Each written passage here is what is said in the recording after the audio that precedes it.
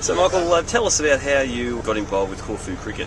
Well, it's quite a long story. I first came when I was a student of ancient history archaeology in 1965, and I had a letter of introduction to the British consul, John Fort, who's the gentleman who resurrected cricket after the Second World War and ran it for many years here.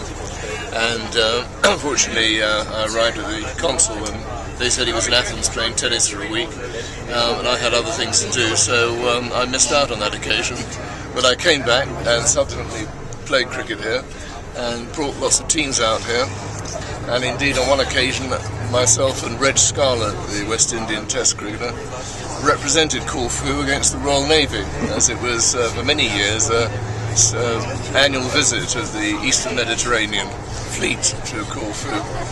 And I got very friendly with the people involved in cricket here, and I assisted in getting them all the information when they formed the Hellenic Cricket Federation and joined the ICC. And I've been in touch with Joseph Makitas on a regular basis, and whenever there's a Greek name appears in first-class cricket or under-19 international cricket, county cricket, I immediately put him onto the man. And so as a result, they've had a chap called Nicky Taras, who played for Middlesex and I think Western Australia, played for and helped with the coaching and things here, and also more recently Nikos Pothas.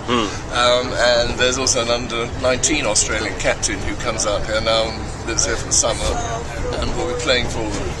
So when Joseph said, look, we've got this schools competition, why don't you come out and see what we're doing and see what we can develop from the UK as well, and contacts there.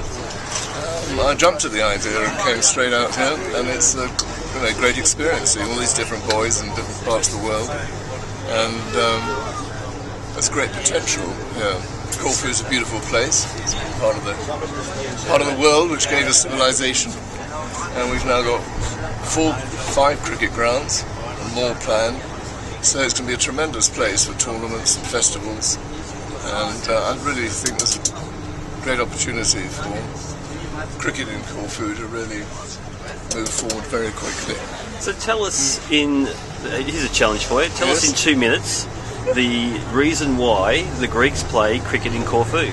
Well, Napoleon took Corfu from the Venetians, and we then took Corfu from Napoleon, and of course we therefore brought with us various British characteristics. We brought cricket, we brought ginger beer, and we brought brass bands.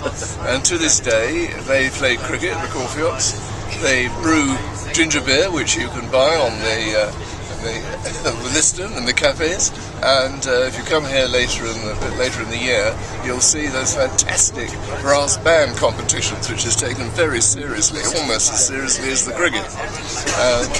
The first game is in 1823, and even after the British left Corfu, they had the very sensible idea that the British military attaché officer who was here should also be a cricket coach, to ensure that cricket continued with the Greeks. It's had a slightly checkered history, but one of the main clubs, Gymnastikos, which is a multiple sports club as well as playing cricket, was formed in the late 19th century and is one of the older cricket clubs in the world.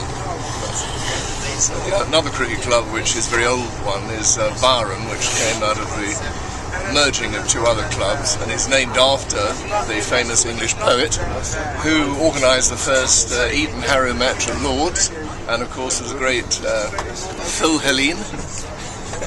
So there's some connections with why the cricket's continued. And the place they play in the centre of Corfu is just unique.